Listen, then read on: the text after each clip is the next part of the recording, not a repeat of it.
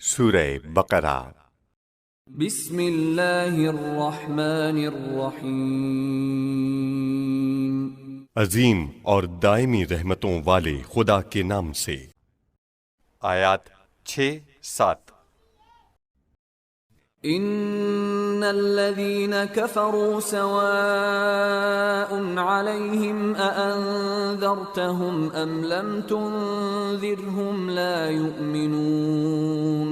اے رسول، جن لوگوں نے کفر اختیار کر لیا ہے ان کے لیے سب برابر ہے، آپ انہیں ڈرائیں یا نہ ڈرائیں، یہ ایمان لانے والے نہیں ہیں۔ ختم اللہ على قلوبهم وعلى سمعهم وعلى ابصارهم غشاوة ولهم عذاب عظیم۔ خدا نے ان کے دلوں اور کانوں پر گویا مہر لگا دی ہے کہ نہ کچھ سنتے ہیں اور نہ سمجھتے ہیں، اور آنکھوں پر بھی پردے پڑ گئے ہیں، ان کے واسطے آخرت میں عذاب عظیم ہے۔ چند اہم نکات۔ 3، دلوں پر مہر لگانا۔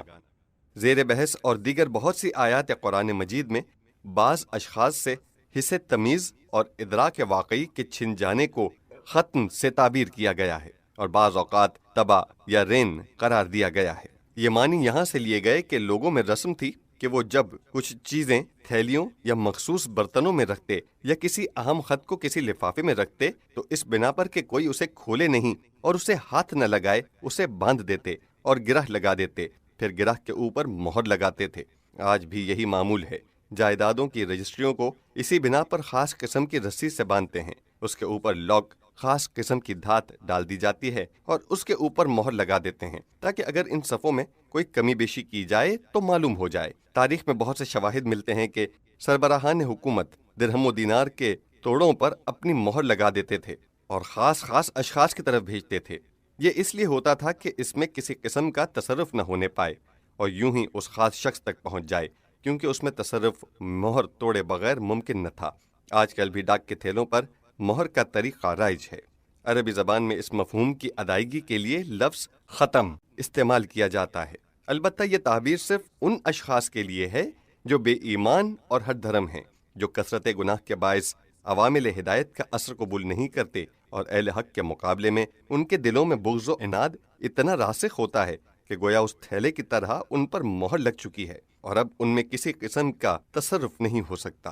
تبا بھی لغت میں اسی معنی کے لیے آیا ہے، اور تابع و خاتم ہر دو کے ایک ہی معنی ہیں، یعنی وہ چیز جس سے مہر لگاتے ہیں۔ باقی رہا رین یعنی زنگ، غبار یا سخت قسم کی مٹی جو قیمتی چیزوں سے چپک جائے۔ یہ تعبیر بھی قرآن میں ان اشخاص کے لیے آئی ہے جو کثرت گناہ کی وجہ سے اس عالم کو پہنچ چکے ہیں کہ ان کے دل نفوذ حق کے قابل نہیں رہے۔ کلا بل ران على قلوبهم ما كانوا يكسبون۔ ایسا ہرگز نہیں، بلکہ جرائم پیشہ ہونے اور مسلسل برے اعمال کرتے رہنے کی وجہ سے ان کے دل زنگ آلود ہو گئے ہیں۔ سورہ مطففین آیت 14۔ یہاں یہ بات اہم ہے کہ انسان ہمیشہ متوجہ رہے، اگر خدا نخواستہ اس سے کوئی گناہ سرزد ہو جائے تو بہت جلد اسے توبہ کے پانی اور نیک عمل سے دھو ڈالنا چاہیے، کہیں ایسا نہ ہو کہ وہ دل پر زنگ کی شکل اختیار کر جائے اور اس پر مہر لگا دے۔ امام باقر سے ایک روایت میں ہے، کوئی بندہ مومن ایسا نہیں جس کے دل میں ایک وسیع سفید اور چمکدار نقطہ نہ ہو۔ جب اس سے گناہ سرزد ہو جاتا ہے تو اس نقطہ سفید کے درمیان ایک سیاہ نقطہ پیدا ہو جاتا ہے۔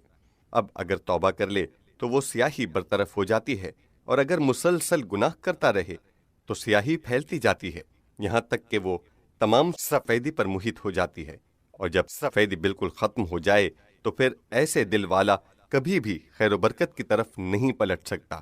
اور اس ارشاد الہی کا یہی مفہوم ہے جب فرماتا ہے کلا بل ران على قلوبهم ما كانوا يكسبون۔ اصول کافی جلد 2 باب الذنوب، حدیث 20 صفحہ 209۔